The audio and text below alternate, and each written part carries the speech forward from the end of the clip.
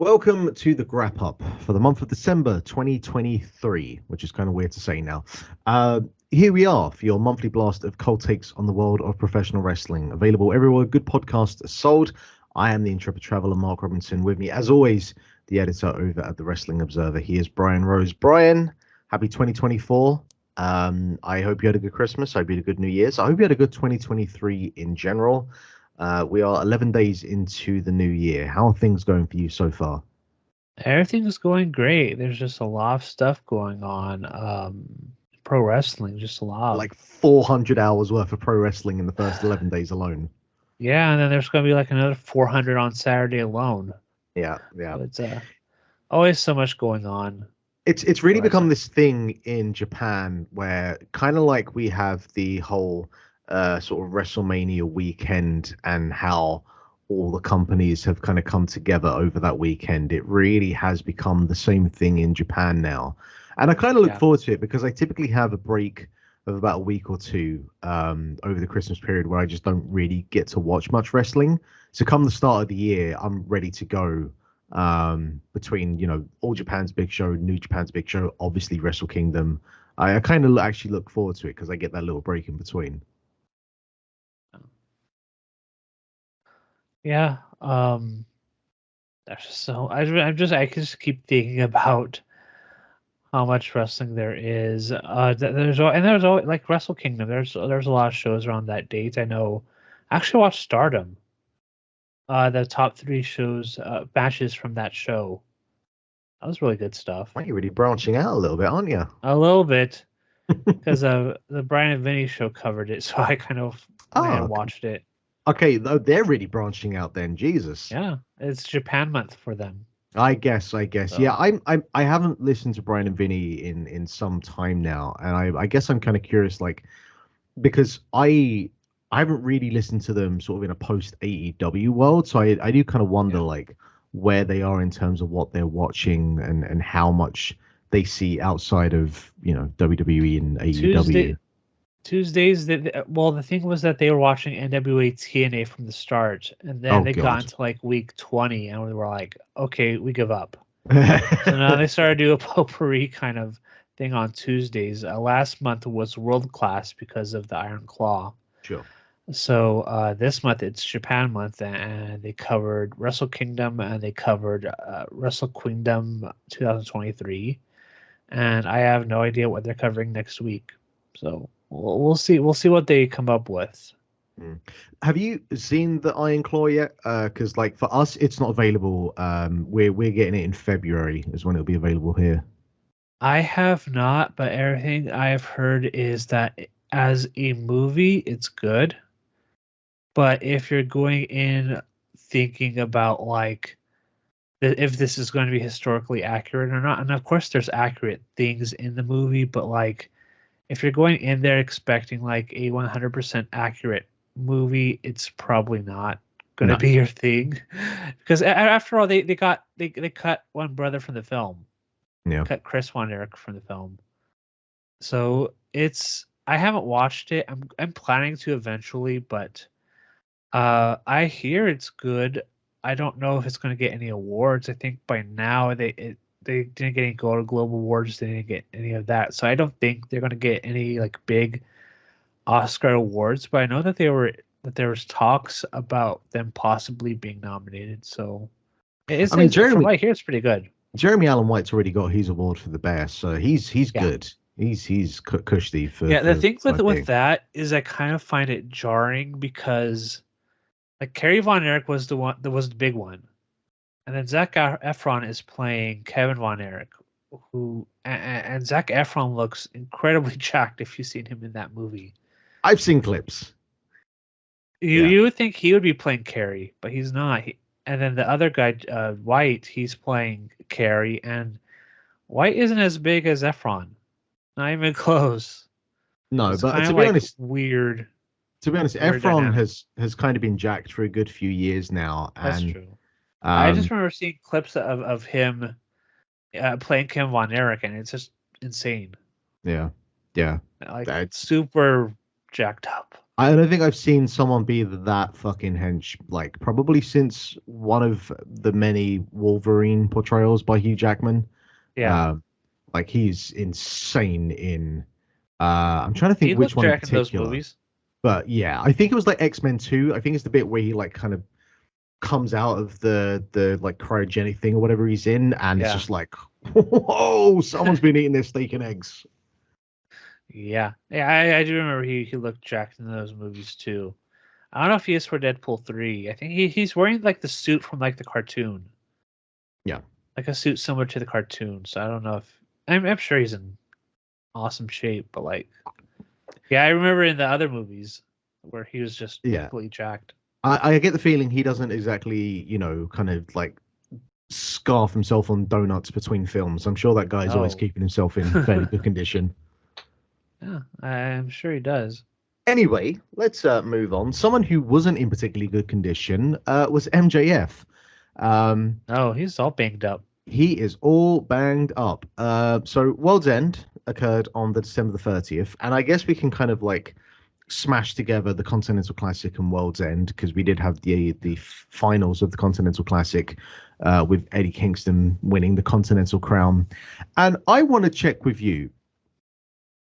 The Continental Crown, it's not Uh-huh. an actual like triple crown belt where all three belts are being defended. As far as I can see, and as far as I think as they've kind of explained, correct me if I'm wrong, they're still three individual belts and they didn't actually merge these three together.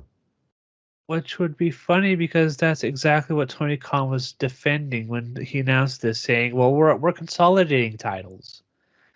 But it doesn't make any sense because you're adding a brand new title to add to two other titles that already exist. It's all confusing to me. I don't know what they're doing at this point with that title. And on top of I that, that's four male singles titles they have in AEW. yeah, well, like why do we need another title? You We already don't. have the TNT title. You already have the Intercontinental International title, and now you're adding a Continental title. It's like why? You have Hmm. like 40 other titles, Hmm. including the Ring of Honor titles. It's just silly. Yeah. It Yeah. reminds me of that promotion in the early 90s, UWF. Not but who was the Herb Abrams. Herb Abrams UWF in the early 90s where they had like one pay-per-view and every match was like a title match. Like 8 or 9 titles. And it's like why do you want if you want to make these titles feel important, why does every match have to be a title match? It doesn't. Yeah. It's just weird. It's weird to have so many titles. And I don't get it. and the thing is, like the Continental Classic as a whole, I think most people would look at it and say it was a success, both in terms of the in-ring action, in terms of the like Yeah. logical storytelling that was done throughout the tournament, and also just in terms of like the ratings as well. It wasn't like a blowaway smash, but No. the ratings week upon week were improving, and the quarter hours for those matches in particular were really strong.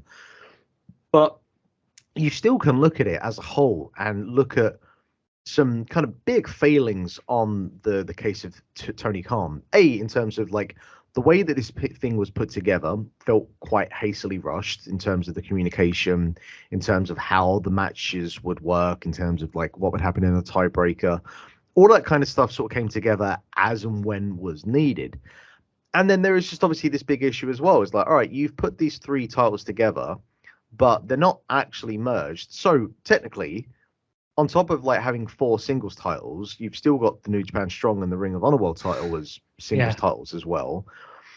And it's just kind of maddening. And it's like, why would you have not? Like, and obviously this depends And on then what. he introduced a women's television title in Ring of Honor. Yes. Ah, Like, because the AEW slash why? Ring of Honor women's roster is so stacked that that also requires between the two companies four separate singles women's titles. Yeah. Yeah. Like I'm not going to slander the Ring of Honor women's division because Athena and Blake Starks had a lot of great stuff, and we're going to talk about that later at Final Battle. But like I don't know. Like, there's just too many titles, and then you're introducing another one. Yeah. Like, I know they introduced 2 in the last month, and it's like I like if you're going to introduce another women's title, I think you would need to do a tag team title. I think that would be beneficial. But that's about it. Like, you don't need a television title. You don't need a really. You don't really need a TBS title either. I think you're just fine with a AEW Women's Championship and an AEW Women's Tag Team Championship, and then go off from there. But no, there's just too many titles. Yeah. So Too many as titles to as care much about. as AEW has improved, I think it was last month, or maybe the month before, where we were pretty down on the product. I It didn't does. think World's End was that great. It, I I, I thought it was one of the weaker pay reviews they put out. the pay-per-view itself wasn't that great, but I think the company as a whole and the product as a whole has been at least consistently better. And I think the television over the last couple of weeks has been like solid as well. Hasn't been Kinda. hasn't been like, you know, the kind of best the company has ever been. But if Yeah. you're grading on the curve of where they were kind of post All in Wembley, it has been an improvement. A Um, little bit. Now but that the Devil storyline is over, I think the television's a lot better. yeah, undoubtedly so.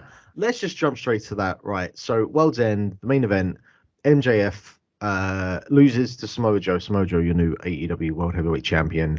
The big reveal of the Devil was that it was Adam Cole all along, which naturally I think raised. we all assumed that. We all assumed it, but obviously it came with a number of questions of, well, that doesn't make any fucking sense for a number of reasons.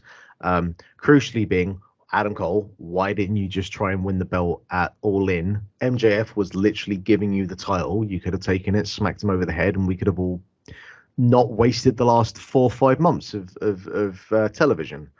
Um, Find the whole kind of ruse with like Roderick Strong trying to kind of paint MJF as the bad guy, and everything around that. Um, just and like, Wardlow saying he's coming for MJF, so it's like, okay, well, yeah, sure, I guess he would be part of the Devil's cronies as well, but again, not that much of a surprise there really. No. Just from kind of beginning to end, this whole Devil storyline has not been great. Probably one of the worst things AEW has done up to this point. Like, they did a long-term story with the hopes that you'd get into it, but the problem is they were so slow in doing the execution of the storyline. By the time they finally started to do stuff, it was like, I don't really care for this. I don't really care for the messages on the screen, the attacks backstage. None of the hype really caught my interest. It just nothing worked for me. And then by the time you did the reveal, it's like, yeah, I already know that. That's not a surprise. I'm not surprised that Adam Cole's the one behind this, because you've been telling me for the last several months that um Roderick Strong saying, "Oh well, it's obviously MJF and blah blah blah blah," and like, yeah, okay. It it it never caught my interest to the level of where I would be like so excited to see where we go after this. It's like, I didn't like the build, and now that they are here, it's like, okay, the Undisputed Kingdom. I wonder where you got that name from. You know, Yeah. um, they're all great guys. I think they're all great in the ring. But I don't know. Like, who are you going to feud with? Like they claimed, okay, the Bullet Club Gold, okay. That doesn't strike me as like a great top tier feud, but if that's what you're going to do. And also the question is, when obviously the match it's going to come down to is MGF and Adam Cole, but when are you going to do that match? Because Adam Cole's out for who knows how long. MGF is going to take a lot of time off, and they're doing the Brian Pillman thing where they took him off the AEW website, and it's like, okay, yeah, I didn't buy that the last time you tried to tease he wasn't there anymore. I'm not gonna buy it now. The Brian Pillman stuff with MJF is just cringe at this point. I can't get into it because nobody thinks it's real. Unless MJF shows up in WWE, I'm just going to assume it's not. It's just another Pillman storyline he's trying to do. This whole feud really, like, since All in Wembley has been cursed. Like, if they had done everything they did prior to All In, and some of those skits were a bit hokey, but it was still leading to this whole thing of like, all right, which one of these two is going to backstab each other at All in Wembley? And if they'd ended, and I think we've mentioned this a number of times, but if the feud had ended there, or at least one of them had turned each other at All in Wembley, we would have had the last 5 months as they were. Like, you could probably have done the blow off 1 or 2 months later. They but this probably whole should have thing, done the turn at Wembley. This whole thing since August has been cursed. Not just both in terms of the actual kind of quality of the content, but the simple fact is that now both of them are injured and are out. Cole still is on crutches. So he's a good few months away, and God knows how long MJF is going to be out for. So the one thing, because there was part of me in the back of my mind that was thinking, like, is MJF going to beat Samoa Joe? Like, are we going to end up with MJF still as world champion? I thought they would do. I thought Cole would directly involve himself in the match and screw MJF, but they didn't really do that. And that was kind of like a flat finish. He just well, I don't think he submitted, but he passed out. Yeah. Which was kind of like a flat finish to that crowd. And it kind of reminded me of like a WWE finish where the hometown hero loses. Like AEW never used to do that because they knew that was a WWE trope.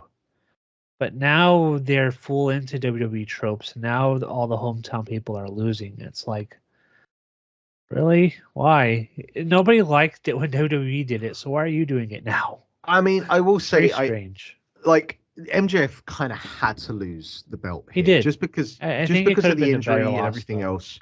I think in this circumstance, or in this point here, I don't think it was like this intentional thing to make him lose in his hometown. It's more the circumstances of where we're at. But I do concede that you do make a point there as well. As a whole, though, like, where do you see this MJF title run? Because it went just over a year, and it started incredibly strong. You think about the match with Danielson, the Iron Man match. Even though the build-up was a bit hokey, the four-way at Double or Nothing was an incredible four-way match. And as stupid as certain aspects of the feud was, I was there live, and I did enjoy the All in Wembley match. Like, they got me into that at the end.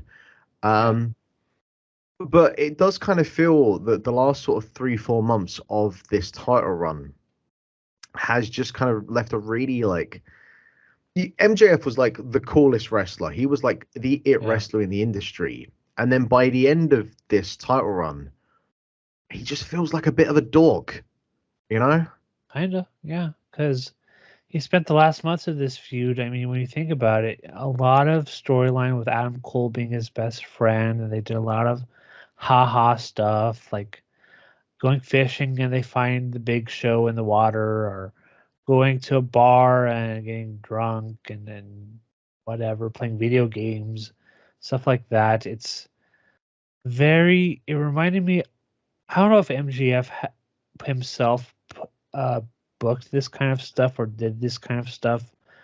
But like, to me, it's like, I still remember the Full Gear storyline where he got injured and he told Adam Cole to defend his title for him. And Tony Khan, even though Adam Cole is hobbling around with one leg, that he puts him in the main event, and it didn't make any sense at all. And it all felt like it was all so MGF could come out like Stone Cold Steve Austin in 1998 and come out in a truck and beat up the heel and win the day as a babyface. It all felt very WWE, and it didn't feel like that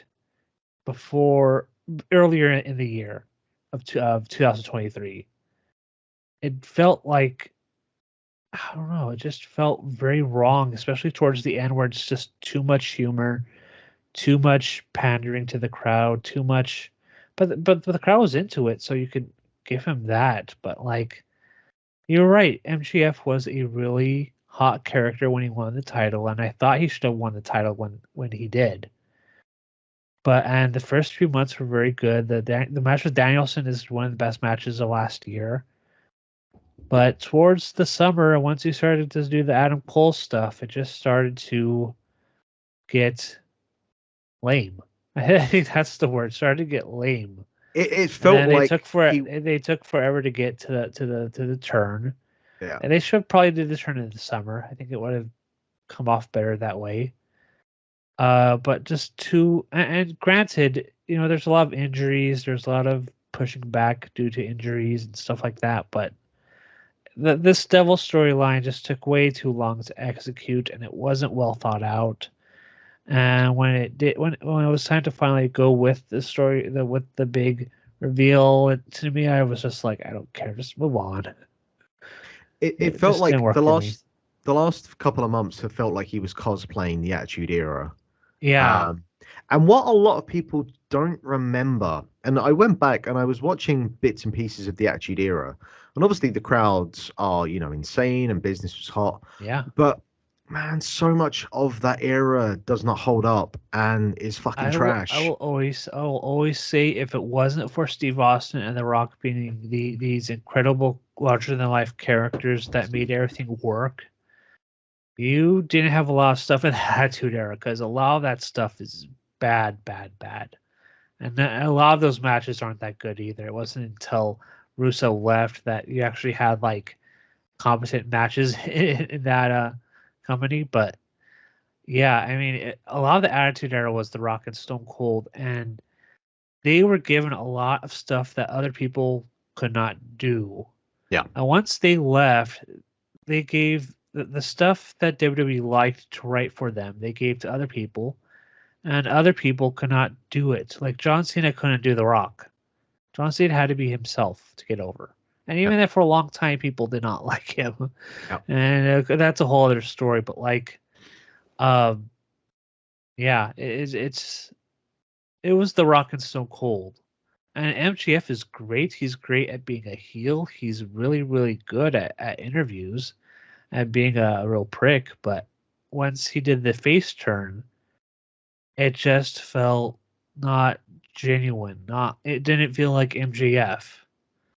And I think a lot of his stuff, and it's probably what he grew up watching, was The Rock and Stone Cold, and he wants to be The Rock and Stone Cold. The problem is that He's not. he's not. Well, because the thing is, Nobody can be The Rock, and nobody can be Stone Cold. he He has to started be off MJF. like the principle of what we know of MJF as a character was mid-80s Roddy Piper, and Yeah, he can do that, and that's what brought him to the dance. That's got him to where he is now. and you're right, but it didn't feel like Roddy Piper either. No, it felt like MJF. Yeah, Yeah, yeah, but where with this, this I face don't. stuff, it feels like best of Attitude Era. Well, worst of Attitude Era Well, to some worst of, degree. but of the best of The Rock and Stone Cold, but nobody can touch what they did Yeah, yeah, because they somehow made it work, and nobody else could, as we just saw. yeah. So for the show itself, I guess the other thing, kind of outside of the company, the day, I think it was the day of, there was the whole thing with Nick Hausman, um, and Chris Jericho, and we're not going to get into the specifics of that, um, No. but obviously that kind of cast a weird shadow over this show, and Especially that match. particularly that match. I have not Yeah. felt uncomfortable watching a match since I can't even think the last time. Uh, where it's kind of like everyone's in the room and everyone kind of knows what's going on, but no one's saying anything. And as we've seen, obviously, like they're pushing through. Jericho was on Dynamite this week. Um, and in some ways I can understand. It's like, look, no actual allegation has come forward from anyone. So what are you going to take him off TV for? But on the flip side of that, I don't know, it kind of leaves this kind of like just thing that has been kind of peeled off, but no one's kind of like fully ripping off that band-aid and going like, look, here's what the situation is. That's the thing AEW never Yeah. does. They never touch on that stuff. And even during that press conference, Tony Khan was asked 3 different times, has Chris Jericho ever been under investigation for these allegations? And that was a very simple yes or no answer. And the fact that he didn't want to answer that says a lot. I don't know what. And of course, these are all allegations. But it's a very weird situation. And it devolved into the match that took place at World's End where Chris Jericho was booed out of the building. Not first because people popped when his music came on, but then the music stopped, and during the course of that match, the boos just kept coming. They kept getting louder, and I think that threw everyone off because that match wasn't good at all. No. A lot of people were not on the same page. It just nothing looked good, and yeah, that was a disaster of a match. And I guess like just how long is this going to go on for? And like you've got the Yeah. obvious issue being that you have this babyface team of Chris Jericho and Sammy Guevara, who, let's be quite honest, Sammy Guevara as a babyface, it's just not going to happen. Yeah, that I didn't like either. They did the storyline where they did the big turn on him and Jericho. Then he comes back a few months later, and the first thing he does is he turns babyface. It's like, well, why did you do the turn then? Yeah, yeah. That for I kind of forgive them because it was another injury thing. Kenny Omega is out of action with diverticulitis, so they kind of needed a band-aid somewhere, and they went with that. But still, if you're looking at AEW storylines, that's really weak. And to be honest, you can always just drop that match and then come back to it. It's like, all right, Yeah, Jericho's just not on the pay-per-view, do something because else. they did end up doing an 8-man tag match, so it's like you didn't need a tag Yeah, title match. yeah, yeah, So, yeah. I don't know. But yeah, we don't know anything more about that. No allegations have concretely come forward. And so I worry that this is going to kind of trickle out for like the next few months and then just fizzle out, and then that's the last we hear of it. But it keeps this kind of continuing feeling just in the back of your head when you're watching a Jericho match of like, well, nothing's been cleared, so I don't know what to feel. I don't know how to approach Yeah. this. So, that's a problem. Yeah, the fact that nobody can even say whether there's even investigations going on, that's It's not good. really weird. No. Yeah. So as we mentioned, Eddie Kingston won the Continental Classic, beating John Moxley in the finals. I thought this was a solid enough match. I think these two have I had don't, better before. yeah, I don't think this was like the best match in the tournament, but it was a No. really good match. It was one of the highlights of the show. Yeah, Eddie for sure. Kingston winning was one of the highlights of the show. For sure. Yeah, I think that they did the right thing. Eddie had to do the kind of come behind in the tournament to get Yeah. to this point. I think his backstage promos were tremendous. He is one of the most kind of real believable promos in wrestling.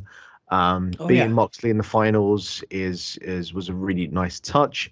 Um, I feel like maybe him and Danielson in the finals would have probably had a more. I feel like Danielson knows how to kind of work in a way towards the audience in a way. Well, like Moxley is just kind of full steam ahead, kind of Yeah. tunnel vision in his approach, where Danielson's a little bit more. I don't want to say smart because I don't want to like just kind of throw off that Moxley Calculated. isn't. But yeah, I think just more calculated and knows how to kind of, in the way that he approached the match with Kingston. Danielson didn't go heel, but he obviously was the heel in that match. It's kind of like you watch a Tanahashi match, and he knows like sometimes that for whatever reason, if he's against like an Ishii or whoever it may be, Tanahashi knows A when lot of to. New Japan guys like to work that style where Okada is someone I think of too, where if he's working against an Ishii or if Tanahashi works against Ishii, they're gonna work heel. Yeah, but it's just for that match. and it's not just for fucking that comic. match. It's not comic book villain gonna use a chair and whatnot. It's just being smug, being like, look, I'm fucking better than you, fuck you. And there is a way to do that, and Danielson understands that, and then I think that really worked for him and Kingston in a way that didn't quite. Moxley was badgering him before, saying like, look, you're weak, you're gonna fail, but I don't think that played into the match as much, but still enjoyable, still a very good tournament. I think there's enough here that they should come back to this every year. I think that they need to kind of really lock down what the fuck is going on with these 3 belts. Because if we have 4 singles titles for the rest of 2024, we've had that conversation. Someone should just do a gimmick in AEW like with Ultimo Dragon did in the 1990s with OCW, where they everyone just or they pick someone like Eddie Kingston and he just wins 6 different titles, just carries them. Like if you have that many titles, if you have that many titles in your company, just do the Ultimo Dragon storyline or something. Yeah, go 7 and break that record. I would have liked if the Continental Classic had like one truly like epic great match. I think it had a lot of very good matches, but I didn't have, other than the Kingston Danielson, which I went 4.5 on. I had no other like match in the tournament go above like 4.25, and like I've got quite a few matches that are 4 stars and 4.25, so that's nothing There's to a kind of lot of complain good about. stuff. The Kingston and Danielson match in that Wednesday was really good. Yeah, the Oh, that was Claudio really and Danielson match was that really was really really good. good. I really liked the Jay White Moxley match. I loved how that match was put together. The Claudio Lethal, and Brody King had a really good match. yep. The Mark Briscoe and Jay Lethal match. I think that's like, in terms of like, hey, how do you put a match together with 2 participants who are already eliminated? And that was such a smart match to put together for that point in time. Yeah, no, I think that the tournament was a success. Obviously, it doesn't kind of scratch anywhere near the best G1s, but it doesn't need to. You No, just need to kind of it set the might have been tempo better from than there. this last year's G1. Yeah, yeah. It was a lot uh, shorter, at least, anyway. I have some thoughts on New Japan when we go to Wrestle Kingdom next All right, month. okay. I look forward to it. So, Adam Copeland defeated Christian Cage for the TNT title and then quickly lost it back to Christian Cage. This was a ton of fun. This was a tremendous little brawl between these two. I like the match. I did not like the finish. No, Because it was, I'm in again, it agreement. was right out of WWE. Hmm. I think this was the match where I'm like, there's way too many Money in the Bank type things because NXT now has 2 of them. WWE still has one with Damian Priest where they tease him cashing in every week, then he doesn't. Now AEW had one, and it's just way too much. You need maybe like 2 of those a year at most. And now NXT has them, and now AEW has one. It's like, I'm good on that step. I don't need to see that step to get heat, you know. And now I think I thought that this was going to build towards another match, but now it seems like they're not doing another match. I'm sure they'll probably come back to it in some form or fashion at some point. Probably. Yeah, I think this is just one of those cases where, because I'm sure that both of these, considering their position and their experience, probably have had a lot of say in this storyline. And you Yeah. can see trappings of it that have that sports entertainment feel to it, but these two are smart enough to not The make it match go. itself was really good. Yeah, Probably the best absolutely. match on the show. But I definitely think it's that kind of sports entertainment peeled part of their brains where they're like, oh, let's have like Adam win, but then have Cage win it back straight away. And Yeah. look, it does continue to build heat on Christian Cage. And I Because guess at some point, him and Killswitch are going to do the big tour. The Killswitch is going to do the big turn eventually. yeah. Probably by Revolution. But I don't think it has like the same kind of level of emotional depth to it in the way that like when Wardlow split from MJF. Yeah, because this Um, was I don't know. They haven't been around. They haven't been established as long as MGF and Wardlow was. But I also think So there's just a simple fact that Killswitch is a fucking giant guy in a mask. yeah, You know, I think there's that's something true. about that you're always going to have that barrier that you can't kind of deal with, unless at some point he takes the mask off, I guess. But yeah, no, this is enjoyable, and Copeland is now doing a starting from the bottom, work his way up, which I'm actually for, just because I think the one issue I've had with like Copeland so far since he joined AEW, and this is always kind of the case when someone joins another company, is like I want to see them against all the guys that they've never faced before. And like, Yeah. all right, Griff Garrison isn't quite who I was thinking of, but look, we got to fucking start somewhere. No. Um, and because up until this point, he'd wrestled? I think he'd wrestled a 6-man, and then it was Luchasaurus and Christian Cage. And so, Yeah. hey, we had the 8-man this week, and there's a bunch of guys that he's never interacted with, which is really cool, and that's what I want to see. So I'm hoping that we get that at least for a little while now, and just kind of get him in the ring with some guys that he's just never faced, because that's kind of like part of the charm of a run like this with someone like Edge, and even guys like Danielson as well. Like hey, cool, Danielson's in the company now. Here's all these guys that weren't around when he was on the Indies last. Cool, let's do that. So yeah, that's kind of it for World's End, because I think that the rest of the card is fairly forgettable.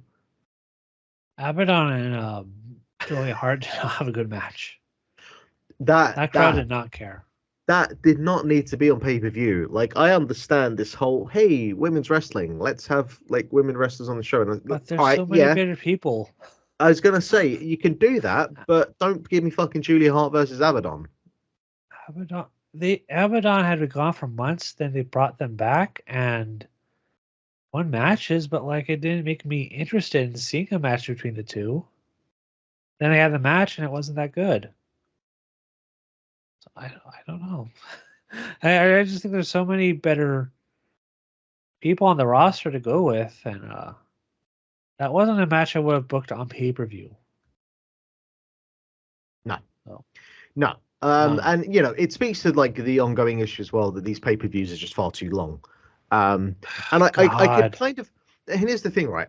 I could kind of understand it when they were doing 4 pay-per-views a year. Like, all right, Yeah. you want to do your kind of fucking um big egg style fucking all day show pay-per-view sort of thing, fine, Yeah. whatever. If you're doing it every 3 months, every quarter, fine, sure, great. um I think I could deal with the 5-hour show, but here's the thing for me, as someone who has to cover everything, I have to and yeah, start we are very the much in a different boat in the way that we have to watch these shows, in fairness. this is all Pacific time. I have to start at 3:30 because now they've decided that the pre-show should be 90 minutes long, which no, it shouldn't be. So they have that, then the 5-hour pay-per-view, and then it's the 90-minute, 2.5 hour, whatever, post show, where a lot of it is people just talking and not saying anything interesting. Some people are in character, so there's nothing to go with there. Then it's Tony Khan going on and on and on and oh my god and on for hours. What feels like about things that he just keeps saying everything's good, everything's great. I think I mean, it's great almost is the 10 word he hours. uses a lot. It's 10 hours of It's a coverage you're doing. lot.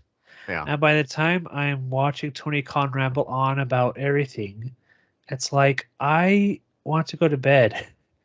you know, it's already 11, almost midnight my time by the time he finishes, and it's like 1 o'clock by the time I finished editing my notes to put up on the website. It's like I don't need this every month. Yeah. WWE is the best because if they do a pre-show or a post-show with a press conference, it's maybe 30 minutes at most. It's what people answering 1 or 2 questions, then Triple H running down how everything's awesome, which for WWE it is because their business this year was really really good. So yeah, I do not like the 10-hour block I have to dedicate to AEW pay-per-views per month. It's just way too much, and you're asking way too many people to spend all that time just watching a lot of stuff that like isn't, and especially for that show. World's End wasn't like a great all-timer of a pay-per-view. It really wasn't. It was among the worst offerings that they've had. Even though Yeah. there's some good wrestling, still there's a high bar to meet with AEW and their previous pay-per-views. Yeah. And this show wasn't even remotely close. Yeah, and again, like we definitely come from two different like I'm Yeah. watching the show the next morning, and I'm not Yeah. watching the pre-show or the scrum, and I can look online and say, "Huh, Julian versus Abaddon, not that great." Well, I guess I can skip that one then, So Yeah. I think my output on my look on this show is very different to yours just because of that very simple thing. But it's True. good. It's good to have two perspectives. If we both agreed on all the same stuff, then there'd be no point doing this. So. I mean, has there Um, been a worse AEW pay per view? I mean, honestly, I'm not even saying it's like a really bad pay per view because there was some good stuff, but like No, this I is one mean, of the weaker shows. yeah, maybe like one of the pandemic shows may have felt like a bit Maybe weaker just because of the pandemic and whatnot. that's because there was a pandemic going on. Yeah, but certainly like post-pandemic, no, I definitely think this Yeah. would be the just because there wasn't like an all-time great match on the show where like most AEW Yeah. pay-per-views typically at There's least have usually like one. yeah, because even Like as Full Gear had Hangman and Swerve. exactly as bollocks as that main event was, it had Hangman and Swerve, so Yeah. the rest of I that actually card thought could have that been main event trash. was really good. The angle was dumb, but once they did the match was not that bad. It was actually pretty good. I didn't care for it, but Hmm. anyway, that should do us for AEW. I'll quickly just bounce over to WWE/NXT. They had the Deadline show. They brought back the Iron Survivor gimmick. I'm not as down on the Iron Survivor thing as a lot of people are. I I don't thought it think was a it's good. like I thought they were really good matches. The men's was better than the women's, but the both looked women's one pretty was good. terrible. All right, I'm not going Really. to sugarcoat. The women's one was fucking I terrible. thought I thought I don't think it was bad. I mean the men's was much better, but the women's uh you could tell a lot of it was choreographed, but like I didn't think it was terrible, especially with like Lash Legend. That was the best Lash Legends looked. We But are grading on a severe curve when you yeah, say that statement. yeah, but I didn't think it was terrible. I I didn't didn't think care it for it. was because of the Iron Survivor stipulations. The Iron Survivor stipulations are fine, Hmm. and Yeah, they worked a much faster pace, and everyone got their stuff in. And for the men, that worked out really well. The women, I thought, did a okay job. I think what worked for the men's one is that there was like an actual kind of story to all five of the wrestlers Oh, involved. And on top of the fact that obviously the actual kind of performances were all like, everyone played their part really well in this yeah, actually. And Bron Breakker comes in and he's just an absolute beast, murdering everyone. Dijak at the start, and the other guy, the country guy who I can't remember because I don't watch Josh NXT. Briggs. Josh Briggs. I thought those two had a really solid start to begin with, and I was like, oh, actually, this Briggs guy has kind of got something to him. Tyler And there's Bate, something with him. and Tyler Bate, who thankfully has now finally come up to the He's main been called up. roster It's about been 5 years too7 years. fucking late. But hey, we Is got the there in other the day end. the other day somebody uploaded a clip of him and Pete Dunne from 2017. The It's like he's Chicago been there NXT that show. long. Yep, Yes, the yep, Chicago NXT show. yep. It's been that long. It's insane. Yeah. And the thing is, right? He was as good as he's ever been in Yeah. 2017. He was at 19, he was incredible. It's like, Yeah, yeah, he should go to developmental for like a year or two, but then that turned to 7. yeah, and whatever. I don't have the Yeah. energy to get into that. And then Trick Williams, I thought just probably the best he's ever looked, and I thought that the He's story around what he did with him was really well crafted for that particular match. he's getting over big time, and he's going to be a big star. Um, when I was looking at the NXT roster, and I'm thinking of like who has the best chance of all these people to, like headline WrestleMania, and I think he's not there yet, but like I think Trick Williams has a shot because he's really charismatic. He's a good promo. He's always been a good promo.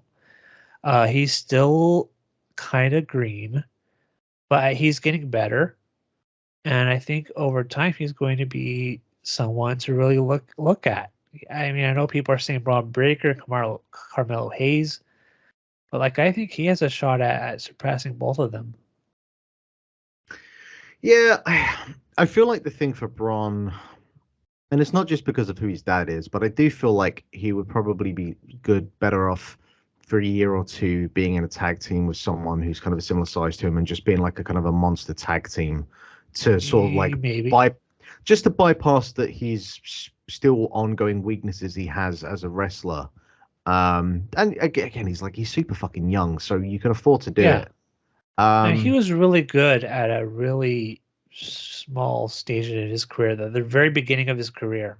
And yeah. when he got called up to do TV for NXT, I don't think he had any matches in. I think maybe he had one or two matches. And he was very good from day one. Yeah. And now it's been 2-3 years and he's good. Uh Promos, I think he's better as a heel than a face, but Oh, for sure. for definitely better as a heel than a And face. that Now that that I'm just goes thinking for the about it, Steiners as a general, to be honest. yeah, they're better as heels. Yeah, they're big, they're They've always been monstrous, better they're as heels. terrifying. Yeah, I have But yeah, I I don't know have about a main. People think he's going to be like a main event level guy. I don't know about uh, that. You have to talk more to be a top level guy in WWE, yeah, I have and I don't know. I on Cage Match, like every day they show like here are all the matches, like the highest rated matches from over the years on that particular day. And on the 11th of January 1994, there's a Bret Hart and Owen Hart versus Rick Steiner and Scott Steiner match that I've never seen before. So I think that's on like a Best of Coliseum video. it's Wrestling Challenge TV taping. So Okay, yeah, it might have been. yeah, so I, I've never seen that match. So I don't think I it was on Wrestling Challenge, but it was on a tape. yeah. But I think it I'm was really definitely good from what I this remember. afterwards. Yeah, I'm seeing some good ratings for it. I think From a timeline perspective, that's a very rare match because like yeah. you've never seen the Brett and Owen tag team did not last long. The No, Steiners did not it's last long in January, so WWF. yeah. So like that was a very like if you're going to do that match, that was the time to do it, and thank God they did it Holy because shit, and they that's got 25 minutes as well. So yeah, yeah, yeah, let's fucking go. yeah.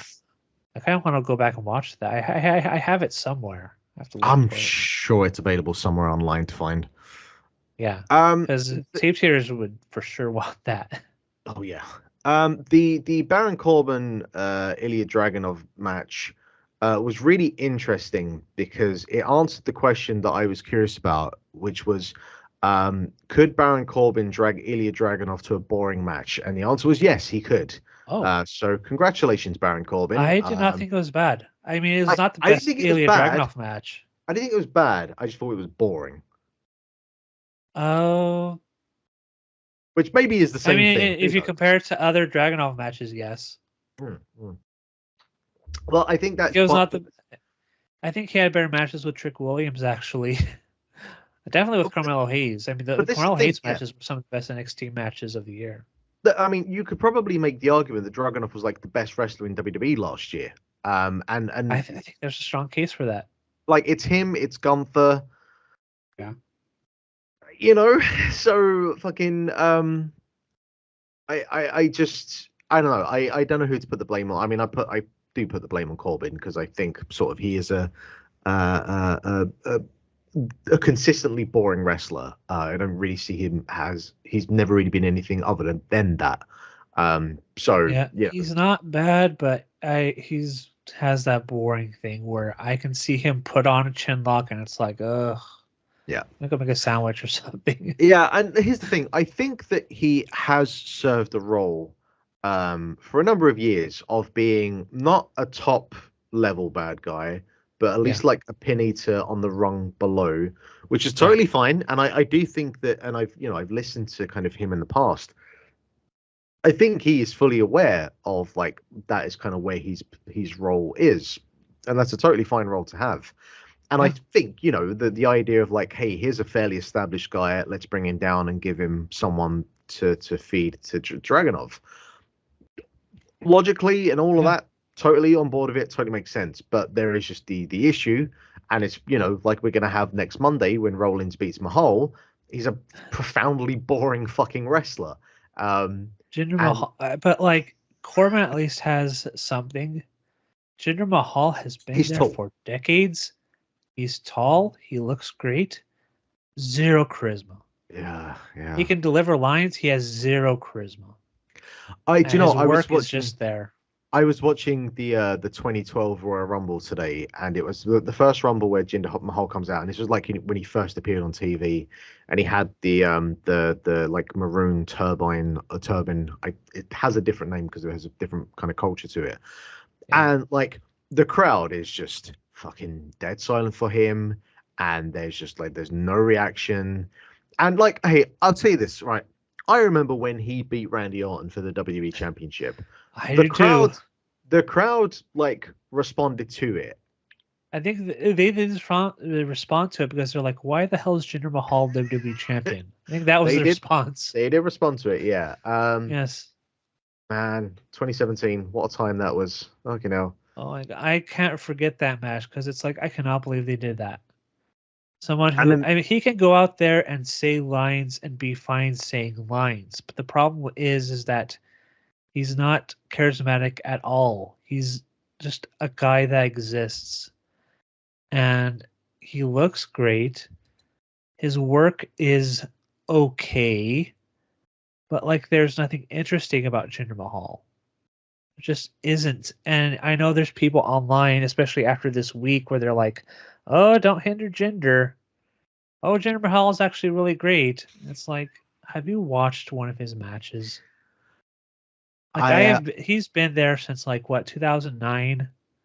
It's been decades now. FCW probably 09, 10 around there somewhere. Yeah, yeah. And I know there's a period where he was fired, but then got rehired because look at him, he looks incredible.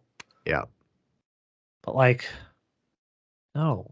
Look, I J- the Jinder Mahal is actually a really effective person to have because he lets you know who in the kind of wrestling punditry media space who to take seriously or not. Because when someone yeah, says, "Hey, Mahal is good," I don't have to take that person no. seriously. So, Please show me a Jinder Mahal match where he was good and not boring. Please. we'll see. That's the only one. Let's see if Seth Rollins could get a good match out of him. Because Well, he couldn't when he won the NXT belt from him. So, actually, in fairness, I've not watched that that was match. 10 years ago, I haven't watched that match in 12 years ago forever, actually. so I might go back and watch that. Um, Yeah. but yeah, it's just the mini TLC match. That's the only good match he's ever been a part of. The WLC. Hell yeah, That was actually a great match. that was a great match. Best fucking I do like pre-show that. match they've ever had. I think so. Yeah. Well, who was it? Hornswoggle and El Um, Torito. El Torito, that's the one. I was trying to remember what the hell his name was. But yeah, Yeah, with Los Matadores, the Puerto Rican Matadors. Primo and Epico, yeah, also in the 2012 Rumble, also came out to no reaction whatsoever. Yeah. Anyway, we are on a wild tangent here, so I'm going to bring it back kicking and screaming. Ring of Honor presents Final Battle. This was This significantly better than World's End. this was I mean, look, actually, the one thing that is kind of consistent, at least at this point, isn't fucking AEW pay-per-views, but it's Ring of Honor pay-per-views. Now, in Yeah, fairness, they that's only do true. about 3 a year. But it's kind of crazy, like the way that these shows are put together. In that they're kind of not. They're just, hey, it's 3 days before A the lot of pay-per-view. matches are announced on like the day before. It's you know what, like Ring of Honor at this point kind of feels like a spiritual successor to PWG, which does still exist technically, but it does just kind of feel Yeah. like here's just a bunch of wrestlers, here's a card. In fairness, some of this actually does have a build. As far as I was aware, Ethan Page and Tony Nese had been feuding on Ring of Honor television. The main big storyline of the last few months has been Athena and Billy Starks. Yes, but the issue with that is the only people watching that are Athena and Billy Yeah. Starks. So that's kind of a Yeah. problem. I have always heard good stuff about their feud, but yeah, the problem is nobody watches it because there's already too much stuff to watch. Yeah. It's way And too the much simple to fact as watch. well is that I don't have the exact numbers, but I know that like the prior pay-per-views had done significantly well. And actually in terms of attendance as well, like this was just shy of 2,000 people. And I think it's kind of clear that the actual like visibility of the Ring of Honor product and the interest of the Ring of Honor product is waning, and it's waning fast. Yeah. And I don't know what the fix for that is, because Ring of Honor, since Tony Khan has taken it over, has just had this issue of being like in flux, where it doesn't feel like its own thing. It continues to feel like AEW Dark to some degree. Yeah, But hey, here's a pay-per-view every kind of 3 to 4 months, which typically like knocks it out of the park. But you're going to get to the point that it doesn't matter how good the shows are, because nothing else around the show, like the pay-per-view, matters. It's going to get to yeah. the point. It's like, They all right, have a fine. TV show, but the TV show is barely building towards anything because they announce most of their matches like a week before at most. And most of the people that appear on the show are like on AEW television. Like the It's big just, match on this show was the Jay Briscoe tribute match, but Bryan Danielson is hardly on the show. Samoa Joe, despite being champion forever, well, actually, I think he lost the title, but yeah, they did because they did the TV the survival of the fittest match. But yeah, I mean, you have like these top wrestlers, FTR and all these people wrestling on Final Battle, but they were hardly on TV before. It's like you're telling me that the TV show isn't worth anything to watch. You know, it's and I on don't top know. of all of that as well, right? All right, fair enough. Eddie Kingston's in the Continental Classic, but Yeah, you're gonna have him on this show in a 5 minute match against yeah. Anthony Henry that was They built they on that announced day. that match like on the pre-show, and you know Like, what? For and this was a much better show than World's End. But I remember watching, and after they did that Eddie Kingston match, and I'm watching this, and I'm like, why are you wasting my time with this match? Can we just get to the main event? You know, it's like I do not believe that what one of the workhorsemen I think he faced, Anthony yeah, Green, I think Anthony Henry. Henry, sorry, Anthony Henry. I don't think he's going to win. So like, why am I watching this? What, do I think Anthony Henry is going to beat the world champion? No. And sure enough, he did not. So it's like, why? You're kind of wasting my time with this. Can we just get to the main event so this can be over? Yeah, Because but with I think that final battle was also 5 hours long. looking at this card, that wouldn't surprise me. This is a healthy card, to say the Yeah, least. But we had some really good stuff on here. El Hijo de Vikingo defeated Black Taurus. Now, I think great their match. match on Rampage, like a week later or so, I think that one was better than this. Just because I I think think that match was so. smoother. Like this one Both of had, them were great. they were great, but I do think that this one had that. Here's two guys who have a series of spots that they're going to do come hell or high water, regardless of the execution. And I Yeah, think that the match on Rampage was better just because those spots were hit more cleanly than they were in this match. But like in terms of what you'd expect from two luchadors, and Taurus continues to be just one of the best bases out there for yeah. the more high Base flying God. luchadors. Just incredible athleticism. If you don't like your storytelling, sure you're gonna hate this match, but I don't know. It's still there's something still just kind of so visually impressive about these two and what they can do. But yeah, I do think that the Rampage match is better just because it was just more cohesive in terms of the move to move actually landing. Black Taurus is someone who's probably going to have a great year because he is no longer under TNA contract. And during his time at TNA, they didn't really even do much with him. Every time Nah, I read about what he was doing, it was like he was in this group with Crazy Steve and they didn't do anything with him. yeah. Now he's gone. He's left from there, and now he's appearing on AEW and he's having great matches. So I think it'll be a big year for him. I think he'll get a lot of opportunities in AEW. I think he'll get a lot of opportunities elsewhere. He announced, I think, yesterday or today that he's gone from AAA too. So a lot of things are open for him this year. I think he's Yeah, going to I have a mean, good year. the problem with him, as it is with anyone else, is like where do you fit in that AEW roster? True. That is the They issue. have they like to put on lucha type matches, but the problem is they like to put them on Rampage or Ring of Honor, Yes. and that's a slightly diminished audience, and you're Yeah. not really showcasing it on Dynamite. Yeah, it does kind of feel like So if it's a you're appearing on problem. Ring of Honor instead of Impact, that feels kind of more like a parallel transition more than anything else. Yeah, Yeah. like more people watch Rampage. but like Rampage is also a show where people have been taught that it's not an important show. Yeah. As the aforementioned Ethan Page defeated Tony Nese in an I Quit match, and I really enjoyed this. As someone who went in I thought it was with good. no like knowledge of the feud up until this point, and two guys who, let's be honest, they're not like the highest commodities in the No, AEW universe. And you but know, they had a good little match here. Nice does suffer from not having like the best personality. Ethan He has Page, little charisma. yeah, He and struggles with that.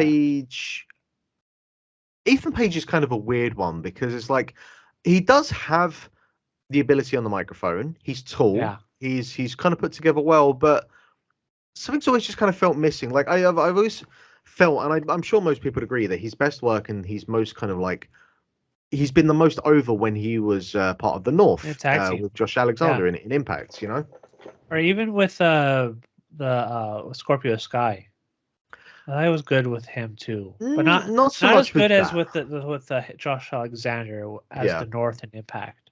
yeah, Yeah, I mean he's good in a lot of areas, but there is something missing to where yeah, it's like you can't like really go with him like at a really top level. So he's kind of like stuck in the middle. And now he's with Scorpio Sky again in ROH. So see, we'll see. I uh, guess. Yeah. Um, the Ring of Honor World Television title, which had been vacated by Samoa Joe, was contested in the Survival of the Fittest 2023, which is a six-way elimination match, which featured Brian Keith, Thornton Castle, Commander, Lee Johnson, Lee Moriarty, and the eventual winner, Kyle Fletcher. Um, I think crucially, when this eventually came down to Kyle Fletcher and Commander, these two just went balls to the wall for they about 10 yeah minutes. that was a great last 10 minutes. Some of the best on the show.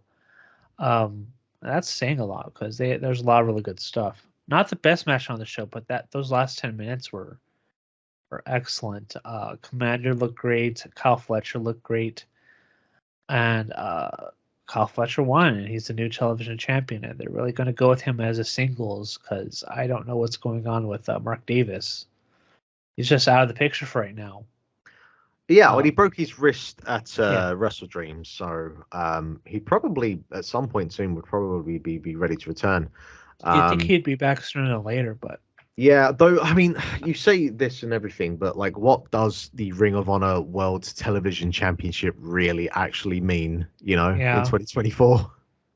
it means you could go on Ring of Honor and just defend the title against a lot of people, I guess. Hmm. I don't know. He's a part of that group with Don Callis, but like, I don't know.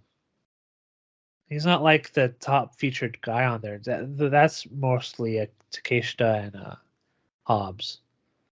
So I don't know. I don't think it's a bad spot to be in, but it's not like a top tier spot. No. But he had a great match at Final Battle, and Brian Keith looked good.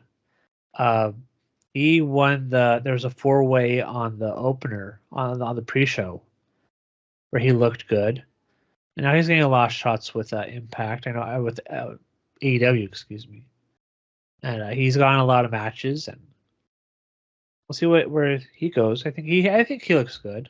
Mm. Yeah, I like his work. I like Brian Keith. Fight to And he Honor, looked Jay. good in the survival match too. Absolutely, yeah, yeah, yeah. Fight to Honor, Jay Briscoe six-man tag team match, Blackpool Combat Club of Danielson, Castagnoli, and Moxley against the team of FTR, Cash Wheeler, Dax Harwood, and Mark Briscoe.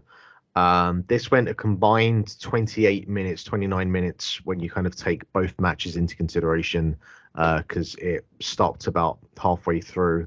And Mark Briscoe, in only a manner that he can, basically said, "Fuck this, we're starting this match again with Yeah, a I knew fight when they without did honor." that. I knew there's no way they're going to end it like that. Yeah, They're going and to restart the this match. this was just good, silly, fucking crazy fun as you would Yeah, expect when Moxley's involved in any kind of street fight. yeah. This was really really great. I think it was the best match on the show. Yeah. Oh yeah. Um, this is a really great tribute to Jay Briscoe because, um, FTR and the Briscoes had a great trilogy of matches the year before, and they've capped it off at Final Battle last year. So it makes sense to do like a tribute match this year. And Bryan Danielson's great. Claudio's great. Moxley's great. They just had, the type of match that you would expect between Mark Briscoe and John Moxley and all these people. And they just had a completely balls to the wall kind of match where everything went, and it was great. I really liked it. It was madness that Yes. it was madness that they would do this like within the Continental Classic, considering these guys were wrestling before and after, Yeah, and also keep in mind that true. Danielson was going to fucking Tokyo for the Wrestle Oh Kingdom yeah. like 2-3 weeks after. So just complete madness for this to occur, but it was good fun. Danielson really, really, what's the phrase? He really cheated not getting really injured between the Continental Classic and this match and all the other stuff he did before finally going off to Tokyo, because he had a really cursed year with a lot of bad injuries and that kept him out for a long time. Not this I one, because he came back like right after the I one, but he broke his arm and everything, and got concussion. I think in the 2 out of 3 falls match, he had a really cursed year, and based on how the rest of the year went, you would think that he'd get injured before finally getting to go to the Tokyo Dome, but he didn't. He went and he had a really great match, so that's good. He looked great here. And the main event, so Athena defeated Billy Starks. Now it's going to be weird when you look at like the pantheon of final battle main events over the years. Whether you have Loki against Kenta, you have um, the fight without honor between Kevin Steen and Generico. And then you're going to see Athena defeating Billy Starks, and True. it's kind of jarring, but this was a hell of a match. Yeah, this was a Athena really great match. Athena really like the unsung hero of 2023, almost kind of carrying a whole Well, company on her shoulders. the thing with Athena is if that she was featured in a more prominent position on AEW television, you could probably make a case for her for being women's MVP. The problem is that she's in Ring of Honor, and not a lot of people are watching Ring of Honor. As a result, she would not get a lot of votes. And also, Rhea Ripley had a really strong year, so I can't. I don't know. Even then, it's kind of like a toss up. But um, yeah, I mean, she's had a great year. She's had a lot of great matches. There's this feud with Billy Starks that is like the one Ring of Honor storyline I've been following, and it's always been really strong. People really connected with that storyline, and they paid it off here. It was a really, really well done match. I've always thought highly of Billy Starks, especially well. I remember watching her in GCW and thinking she had something, and then she came here and she got over, and yeah, she looked really good here. Athena is one of the best women's wrestlers in the world, and I always thought highly of her too from the very beginning of her career in Texas. I thought once she left WWE, I thought she was really going to take off because the WWE machine's like whatever. But yeah, they had a really good match here. It was really, really, and I thought I deserved to headline the show. So good for them. Yeah, I think most people going in would have just kind of been like, why would this be the one to main event the show? But the way that the match was put together, the way it was paced, the way it was just constructed, it felt like the main event. And I do have issues with like the post main event stuff. It kind of made it feel like, well, what the hell was the point of any of this? Just to kind of reset everything back to um Billy Starks being like a follower or minion, I guess, of Athena.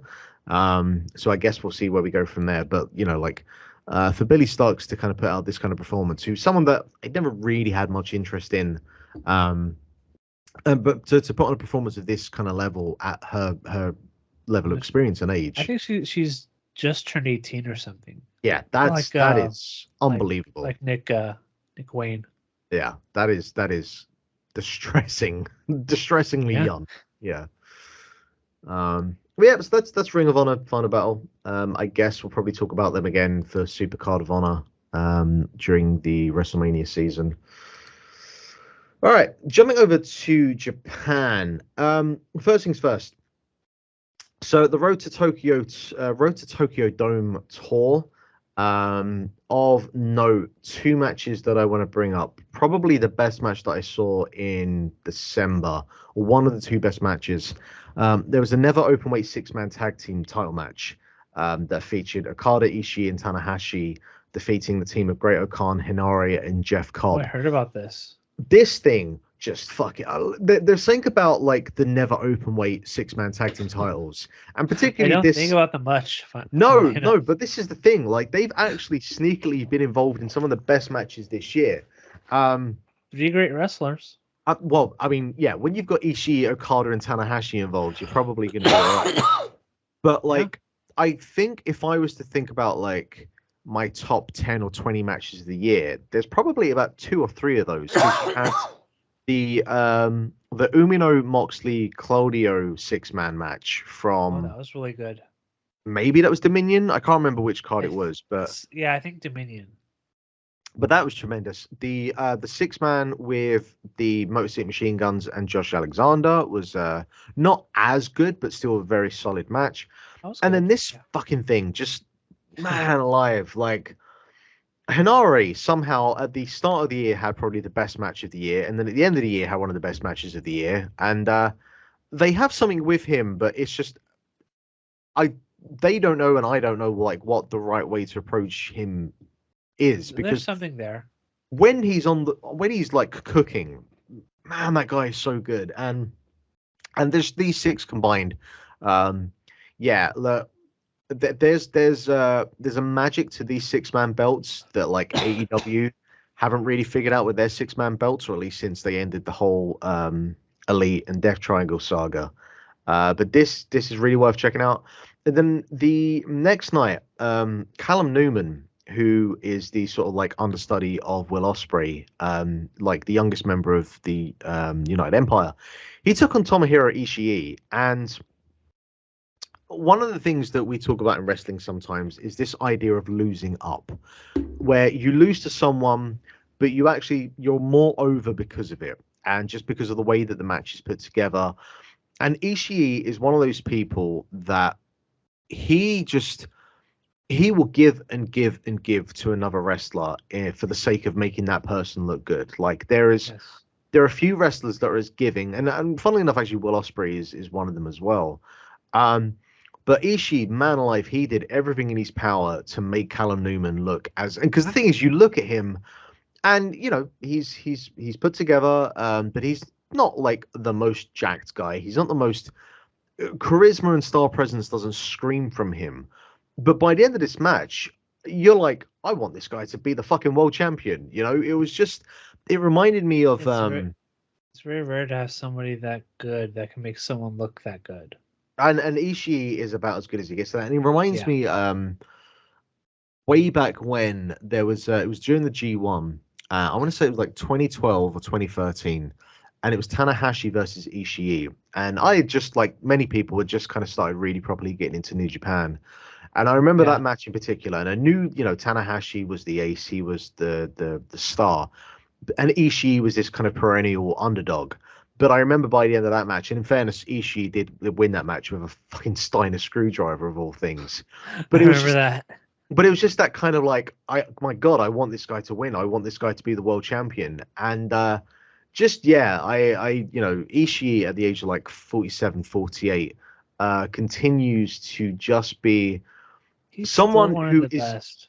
someone who is justified in being on the Wrestling Hall of Fame purely on his wrestling Yes. alone and nothing else. I have voted for him every year just because of the work he's done over the last 12 years and how consistent he's been in being one of the best wrestlers in the world. And I was glad that he finally got in this year because it's well deserved. He's someone who is very rare in this industry, is just being consistently awesome for that long.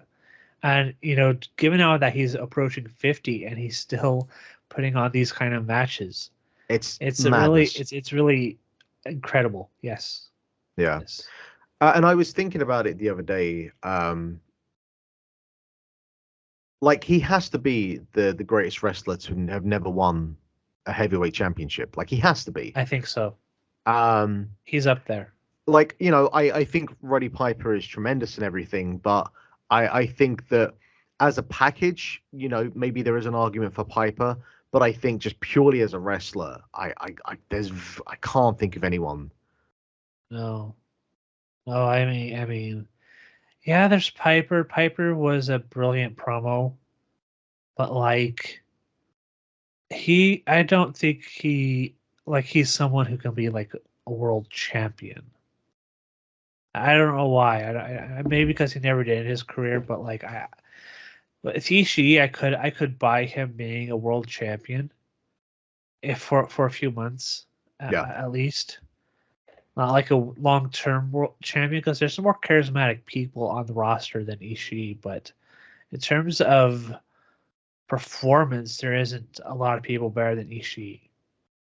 Yeah. And the So issue with I could Piper, definitely buy him as a world champion. the issue with Piper as well is obviously he was around during the Hogan era, so Yeah, the that problem is that Hogan was going to be champion, yeah. and he was always the guy chasing after Hogan. So yeah, And finally, the last thing I have to talk about this month, right at the end of the year, I've got Kento Miyahara against Katsuhiko Nakajima for the Triple Crown title. And this is, one of the best feuds of the year, bar none. There is a violence and a physicality to this feud that kind of you get to that kind of like they know it's a work, right? They both know this is fake, right? Um, Katsuhiko Nakajima, probably one of the best troll wrestlers out there. Coming out in Inoki gear, coming out to Bomaye, Bomaye. That's just interesting. fabulous fucking heel work. Like just Yeah, and doing this in all Japan, the home of the Giant Baba. like here's the thing, Something. right? There is a way that you can do storytelling without saying a single word, and Yeah. this is it. Like this is it to perfection. Um, yeah, look, these two are magic every time they're in the ring, and this is absolutely like essential viewing. Like all Japan has sneakily become like the best promotion in Japan, just because of like bringing Nakajima in and letting him just run roughshod and just be like the tremendous prick that he is. And it continues to you look at Pro Wrestling Noah, and certainly with like the way things are with them at the moment, you're like, what are you guys doing? How could you let this happen? How could you let Nakajima go? But maybe it's one of those things that he had to go to All Japan to, find this other part of him, which, always has existed. He's always been a prick. Yeah. But maybe in the kind of the prism of another company where he feels like the invader, it kind of really lets him shine in that light. And certainly coming out, like in Inoki gear, and the Inoki theme probably helps with that as well. But Yeah. this is essential viewing. Yeah, I need to watch it. All Japan is something I'm going to keep my eye on. I've watched the big shows that have occurred over the last couple of years. I'm not watching every show they put to tape because, like, in fairness, the undercards are a bit rough. It got some But buzz earlier in 2023 because Yuji Nagata won the title. yeah, but that's a different kind of buzz. Like, Yeah. like when Kojima won the GHC championship, it's like, well, all right, Yeah. fine, but But you kind of expect that because Noah loves having the old guys on top because I guess they think that helps with business. I mean, it kind of was at the same time as And it kind destroying the of business as because well. they're not going to go to the Tokyo Dome anytime soon. No, I no, think. they're not. But yeah, that's kind of me. I don't know if you have anything else for the rest of December, anything else that I've missed that you've seen. Nope. No, that's pretty much it. Kind of a quiet month. Ren Narita turned heel. Yeah, he did. Just what we needed. More fucking fuel to that House of Torture fire. God, and I watched, like, I know we're gonna talk about next month, but I'm looking at these cards for New Beginning, and it's like the House of Torture are everywhere. People seem to, there are people who like this stuff. And to me, it's like it's the biggest turnoff. It's like I want seeing these cards. It's like you're guaranteeing me that I'm going to see a bunch of bullshit on this card, on this show, on this show. It's like why? It's not my thing. I don't want to see lame stuff like that. If I want to see that, I can watch. Actually, not even Raw anymore because they've mostly gotten rid of that bullshit. Yeah. And now I'm seeing it in New Japan. And now I'm seeing it in AEW, and it's like, why do you think this is going to appeal to people? And I know people ironically online are saying, "Oh, House of Torture are great. I love seeing them." I'm like, okay, well, you can watch it. I don't have to. I have so much other wrestling to focus on. I do not need to see Evil challenge for the uh whatever title, never title. I think that's Have the match next month. have they announced the Fantastic Mania tour? They have not. No, I because think they've announced. I think they've announced a tour, but they have not announced the matches yet. I think that's okay, coming this weekend. because I can never remember when the Fantastic Mania tour is. Whether it's like It's the end of usually in January. January. Yeah. Yeah. And I've really gotten into Fantastic Mania in the last couple of years. Like, and I think partially part of that is I've gotten a little bit more into CMLL over the last like year or two. So I'm CMLL has been pretty hot in the last yeah. year. So I'm buzzing for that tour when that starts up.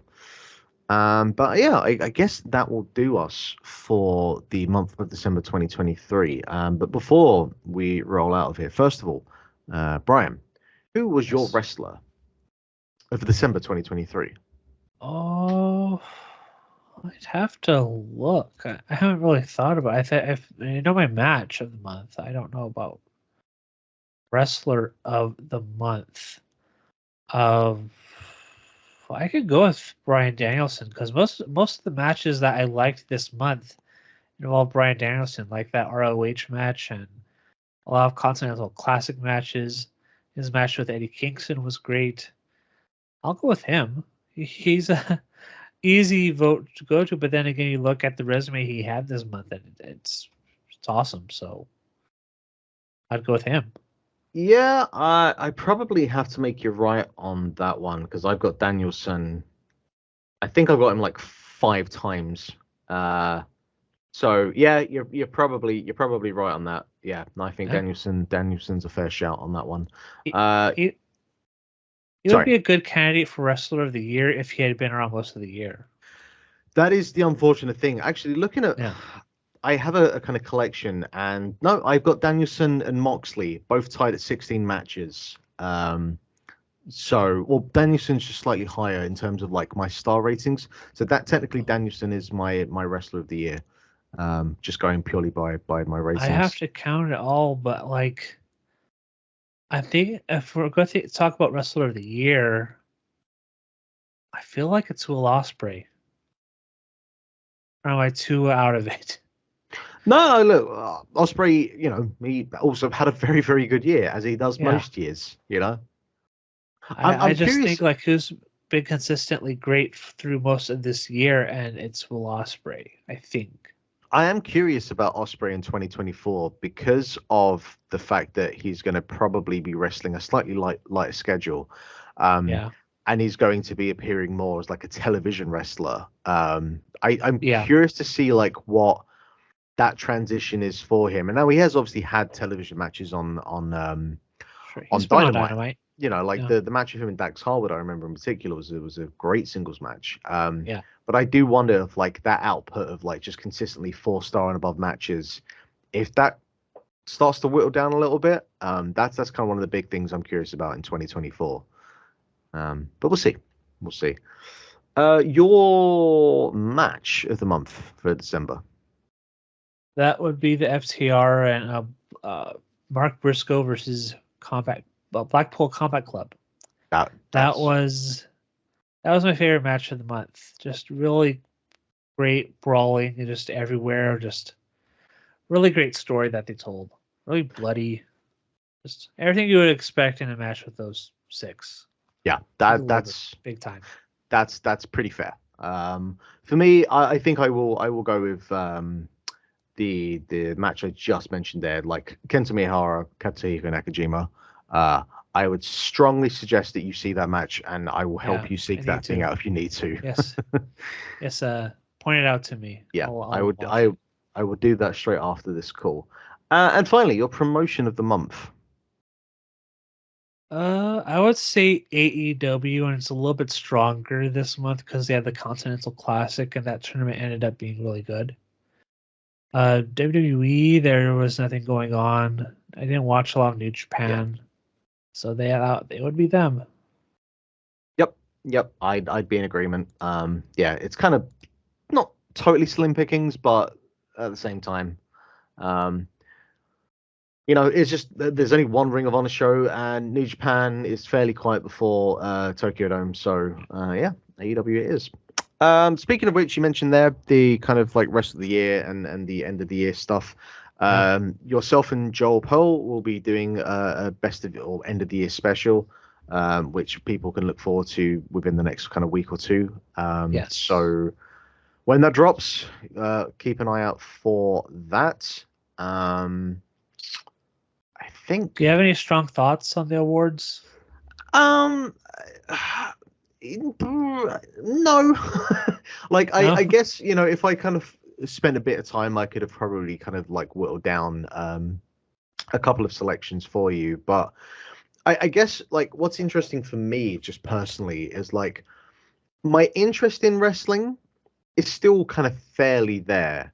But the Yeah. thing I've noticed, and I was talking to my partner about this earlier today, because she was asking, like, hey, do you still enjoy wrestling? And I was like, I do. But the one thing I've noticed is that um, this could purely just be like an age thing. But my desire to stay up till like 5 o'clock in the morning and watch a show on the American side, I just can't. There's no. I think the last one I did, it might have been Danielson MJF match, but certainly since then, uh, there's just no like North American card that I can be in any way fucked to Yeah. stay up and watch. And again, partially it's just an age thing, but just that excitement there's no kind of matches that are put together that I'm just like I need to stay up and watch this. I Um, think it could be a factor of two things. Like I think about 10 years ago, 2000 or looking back at 2012 and looking back now, the difference between 2012 and now is that one, uh, back then it was just WWE and maybe Impact if you wanted to watch that. There wasn't a lot to watch, and now there's a bunch of things to watch every week. And two, the quality of matches is usually great every week, and as a result, wanting to stay up to watch a show is like, well, I always see great wrestling every week, so why should I stay up to watch this? I think it's that kind of mentality too. We're just so I used to seeing great wrestling. It's like if you want to stay up to watch more great wrestling, it's like I don't need to. I'm good. But also with you, it's like you're staying up to watch Raw as opposed to staying up to watch New Japan or something. But like as much as Raw has improved over the last year, it's still not like a show you need to go out of your way to watch. Yeah, yeah. I remember back in the day, like my university days, I'd be watching Raw every week, and there's just, Yeah. in fairness, my body clock and my hours were absolutely fucked at the time. But I got a fairly healthy in bed by at least midnight and up at like half seven, 8 in the morning. So, there ain't no amount of wrestling or good wrestling that's gonna fuck up that schedule for me now. So, and I think probably the other big thing as well is just that because there's so much more wrestling, where before, as you said, like it was just you had the WWE pay-per-views and that was about it. But it does really feel, and I'm sure you know this more than anyone else. It does kind of feel like every other weekend there's a big event, there's a There big is pretty pay-per-view, much. and it's like two shows that are backed either side of each other. Um, Saturday is going to be three shows going head to head with one another between New Japan and TNA and AEW. that's just it's just insane. Crazy. Um, It's crazy. And so like the schedule that I've got now where I can have wrestling on. I'm blessed to have three monitors, so I can kind of stick like wrestling on one monitor while I'm making my game and whatnot. Yeah.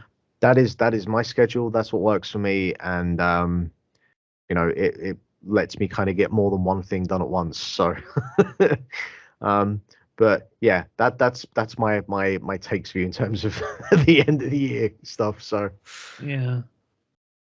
I think we can all agree Booker T is the worst announcer. oh, come on now.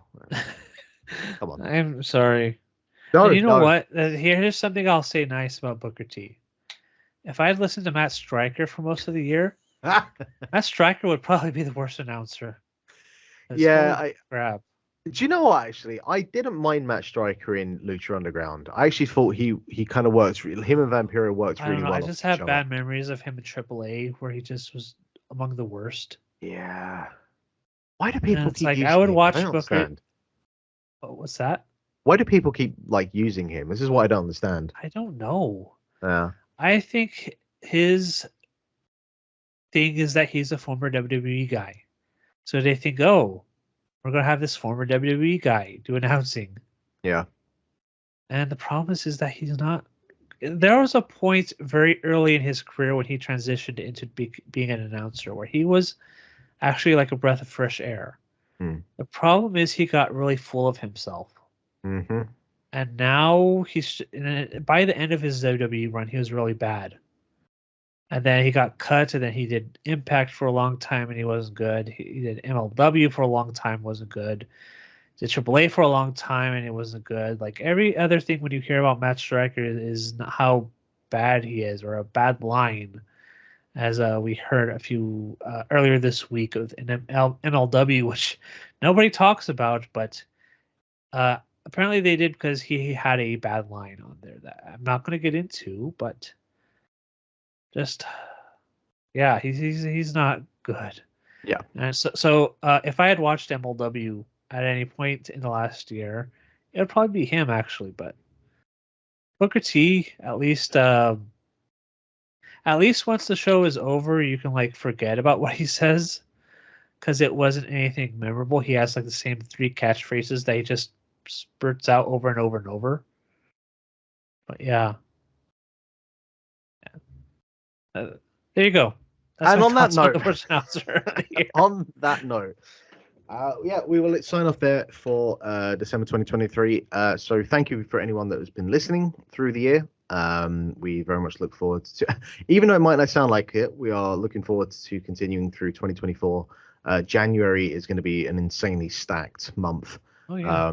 So, you can look forward to We that. already have a big show to talk about, and there's still a bunch more to go. Except the Royal Rumble.